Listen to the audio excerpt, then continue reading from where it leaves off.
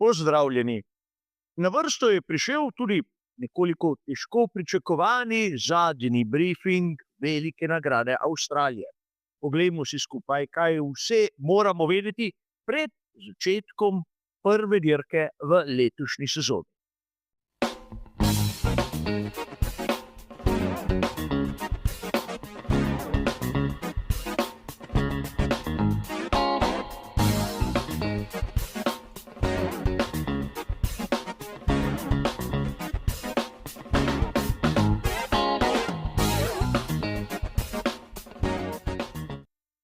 Tudi letos bo zadnji briefing sestavljen tako, kot smo že vajeni.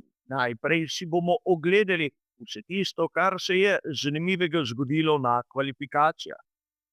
V nadaljevanju bomo seveda skušali ugotoviti pravi ritem za posamezno ekipo in seveda ogledali si bomo še marsikatero zanimivost iz telemetrije.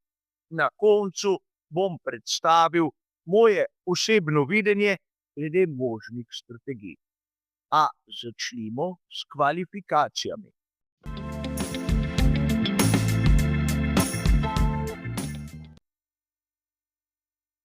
Verjetno kvalifikacije so bile težko pričakovane, namreč imamo popolnoma nove bolide z velikimi tehničnimi spremembami.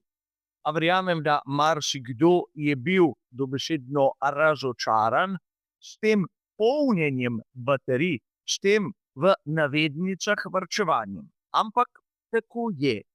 In ne bi bilo elegantno, če bi zopet poudaril, kako sem o tej težavi govoril v predhodnih prispevkih, od katerih so nekateri stari že leta. A pustimo sedaj to. Prva točka, pri kateri bi se rad ustavil, je ta, da mnogi, ki so sodelovali na kvalifikacijah, niso napravili enega pravega kroga. In seveda tu ne smemo mimo Lensa Strolla, kjer ni nujno, da bo sodeloval na dirki. Namreč Lens Stroll ni napravil niti enega kroga v kvalifikacijah, ampak tudi na prostih treningih ni dokazal, da se je sposoben uvrstiti znotraj tistih znanih 107%. Torej, ni nujno, da ga bodo pustili sploh štartati, ker ne izpolnjuje tistih minimalnih obveznosti. Na to Carlos Sainz mlajši s svojim Williamsom, ki je tudi ostal v garaži. Pri Sainzu je seveda zgodba drugačna. Max Verstappen, ki je poskrbel za prvo presenečenje, je bil dobesedno žrtev tehnične okvare. Namreč blokirano je imel zadnjo os, mogoče je šlo za menjalnik, mogoče je šlo za okvaro v pogonskem sklopu, ne vemo, ampak Max bo začel iz ozadja. Kar pomeni, da bomo verjetno z njegove strani videli navdušujočo dirko, čeprav skoraj zagotovo ne bo prišel do vrha. In tu ne smemo niti mimo okvare Gabriela Bortoleta z Audijem. Za Bortoleta so bile to, vsaj po mojem, izjemno dobre kvalifikacije. Prišel je v Q3, kjer pa ni sodeloval, ker je konec Q2 imel tudi on okvaro. In seveda sedaj lahko špekuliramo, kaj je šlo narobe, ampak zavedati se moramo, da Audi kot konstruktor pogonskega sklopa je na svojih prvih kvalifikacijah in da se lahko zgodi. In preden se bomo spustili k onim vodilnim, še neka zanimivost. Ogromno govora je bilo okrog tega, da je Aston Martin v velikanski krizi, ampak kljub vsemu je bil Fernando Alonso boljši od obeh Cadillacov. In o tem bomo govorili kot zanimivost malce bolj podrobno v sami analizi, tam pri ritmu in telemetriji. A sedaj poglejmo si, kdo so bili oni najboljši, vsaj kar se tiče kvalifikacij in kaj lahko pričakujem. Verjetno marsikdo izmed vas me je obsojal pri mojih ocenah tistih zimskih testiranj, kako sem pristranski, kako navijam za tovarniško ekipo Mercedesa. Kar sem seveda zanikal ob vsaki takšni pavšalni trditvi. Videl sem nekaj več. In morda ste sedaj to razumeli tudi vi. Prvič, Andrea Kimi Antonelli je poškodoval svojega Mercedesa na 3. prostem treningu, torej v najbolj neprimernem trenutku. Njegovi mehaniki so mu ga nazaj sestavili praktično tik pred zdajci. In seveda, kljub vsemu, kljub pritisku, je mladi Italijan prišel v prvo štartno vrsto. Pred njim njegov moštveni kolega George Russell. In seveda z njima daleč nikogar. Da se bomo malce bolje razumeli. Če grafično to prikažemo, bi izgledalo nekako takole. In sedaj upam, da je vsakomur jasno, zakaj nima Mercedes verjetno samo izjemno konkurenčnega pogonskega sklopa, ampak je dvojni V17 tisti, ki daje določeno prednost. Namreč pogonske sklope Mercedesa imajo tudi drugi na štartnem razporedu. In tu ne smemo mimo fantastičnih kvalifikacij za Isaka Hadjarja. Če se spomnimo, kakšna je bila situacija lani pri Red Bullu z Lawsonom na začetku in Tsunodo v nadaljevanju. Ukolikor ni bil Max Verstappen tisti tam spredaj, ona dva nista znala nekako vzeti pobude v svoje roke. Isaac Hadjar na svoji prvi pravi priložnosti je pokazal, iz kakšnega testa je. Nato, seveda, tik za Francozom imamo skupinico, kjer sta oba voznika skuderije Ferrari in oba McLaren. McLaren bi lahko bil smatran za manjše razočaranje, ampak kaj bi lahko dejali o Ferrariju? Je bil Lewis Hamilton zopet toliko slabši od Charlesa Leclerca? Po mojem ne, vsi so tam en zdraven drugega in treba je povedati, da Charles Leclerc na kvalifikacijah da tisto nekaj več. In zaradi tega ni čudno, da je boljši od Lewisa Hamiltona. Ampak verjamem, da mnogim je to tudi malce težje za sprejeti in ne za razumeti. A nažalost točke se delijo v nedeljo. In tu je treba povedati, da ne smemo kar tako preskočiti še enega, vsaj po mojem mnenju, zanimivega rezultata. Tistega, ki sta ga pokazala oba voznika ekipe Racing Bulls.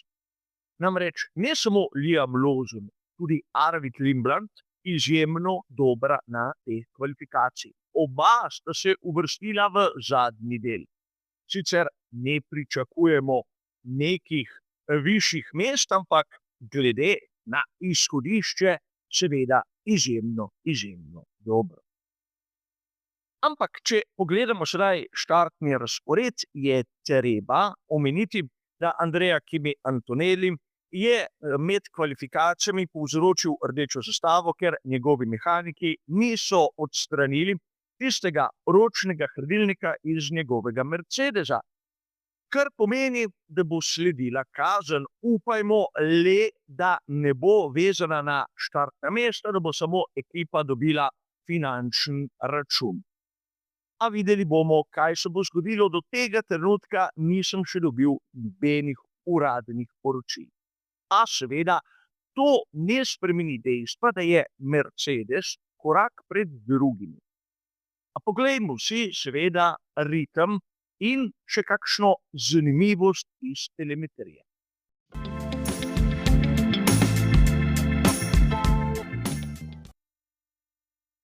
No, pri ritmu moramo biti izjemno pozorni. Mnogokrat smo se tu oprli na tisto tabelo, ki smo jo lahko dobili na uradni spletni strani Formule 1 F1.com. Ampak tokrat se je zgodila verjetno neljuba napaka, ki je sad, recimo temu, posploševanja. Če se spomnite prispevka pred kvalifikacijami, sem dejal, da za rabljeno pnevmatiko hard je bil sposoben Russell, ampak tudi Antonelli, izjemno dolgega stinta z fantastičnim ritmom. Sedaj, če te podatke pogledamo na neki splošni tabeli, bomo takoj ugotovili, da prvič, naprimer Russell, sploh ni imel tako, recimo temu, dobrega ritma, ampak pozabljamo na dve zadevi. Prvič, da je bil njegov stint daljši od ostalih, in drugič, da je imel rabljeno pnevmatiko. Seveda tudi za pnevmatiko hard se da peljati bistveno hitreje, če se napravi 4 kroge in ne na primer 12. In to je vsakomur izmed nas jasno. In seveda tudi zaradi tega je prišlo do te slabe korelacije med podatki pri avtorju F1.com.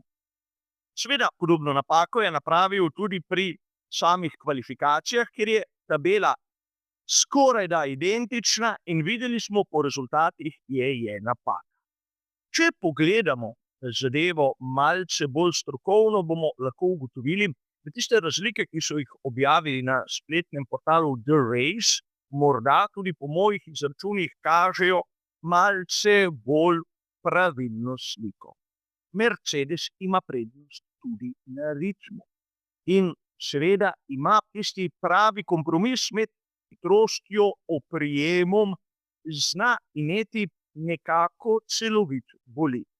Drugi so zadaj in v to skupino drugih lahko uvrstimo brez kakršnih koli težav Ferrari, McLaren in seveda Red Bull, bodimo iskreni s Hajdžarjem. Max se ne bo, po mojem, toliko dvignil.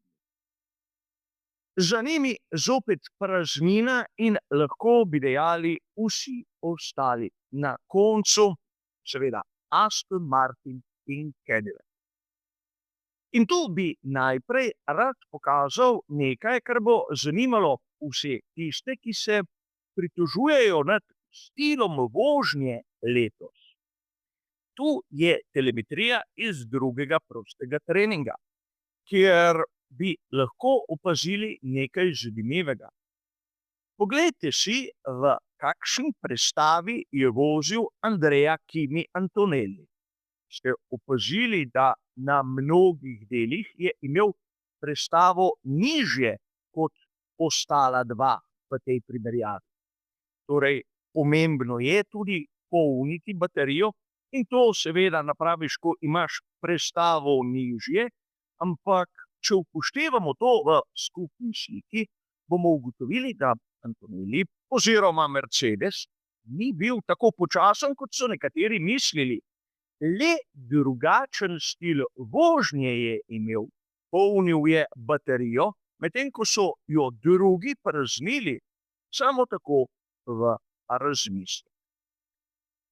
Verjetno je bil marsikdo kritičen do mene, ko sem dejal, da Ferrariju nekaj manjka v nekaj starejšemu prispevku. Namreč govoril sem, da Ferrari SF pomišljaj 26 nima končne hitrosti, kar je pri letošnjih bolidih bistveno. In sedaj, da se bomo malce bolje razumeli, poglejmo si, kolikšna je bila hitrost pri posameznem vozniku. Primerjajte Russella in oba voznika skuderije Ferrari.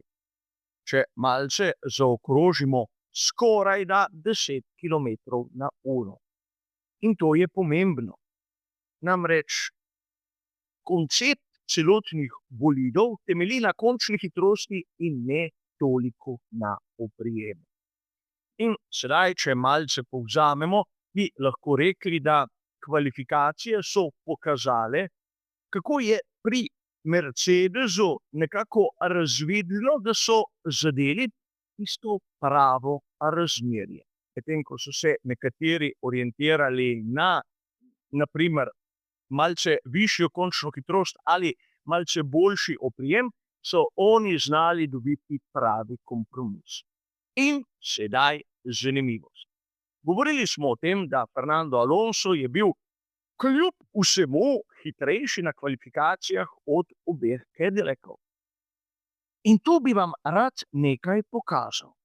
Namreč gre za tabelo mikrosektorjev iz drugega prostega treninga, kjer je prav primerjava med Cadillacom in Aston Martinom. Sicer vam je jasno, da takšne primerjave so redkost, ampak razvidno je, kako je Aston Martin bil boljši praktično tam, kjer je potrebno imeti oprijem. In kljub vsemu hitrejši. In seveda končne hitrosti ni dosegel, ker njegov pogonski sklop ne more iti v tiste vrtljaje, ki bi to dovolili. Ampak vidi se, nekako ima, na primer, Aston Martin toliko oprijema v primerjavi z Cadillacom. Vidi se predvsem to, kako je Cadillac aerodinamično čisto nedozorel bolid. In, na primer, kot sem že omenil, Aston Martin se lahko izboljša. Vprašanje je, kaj lahko naredimo iz Cadillaca. Sam še zmeraj mislim, da se bodo zaostanki na koncu merili v desetinah sekund in to ne 10 ali 20. A videli bomo. Seveda, kar se tiče telemetrije in predvidenih ritmov, je seveda to vse. Sedaj še tisti zadnji del, ko si bomo ogledali mojo osebno vizijo glede možnih strategij.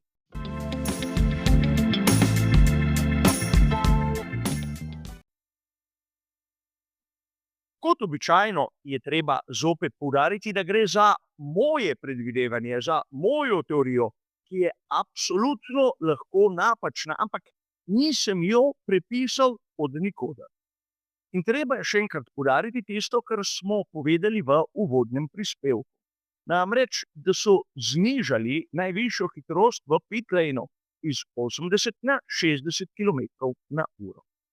Iz tega lahko izhaja, da se bodo ekipe trudile imeti strategijo z enim postankom, in to pomeni začeti na pneumatiki medium, odpeljati 23 krogov in nato 35 na pneumatiki hard. Tako kažejo moji izračuni, moja predvidevanja.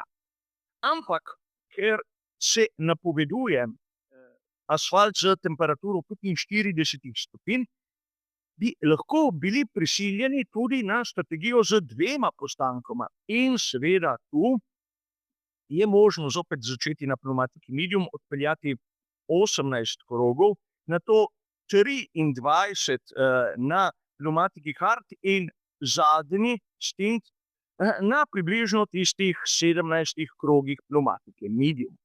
Tretja varianta, ki je najbolj varna, je tista z 2 setoma pneumatik hard, kjer dvomim, da jih še kdo ima, ampak za teorijo 12 krogov na pneumatiki medium in seveda 2x po 23 krogov na pneumatiki hard.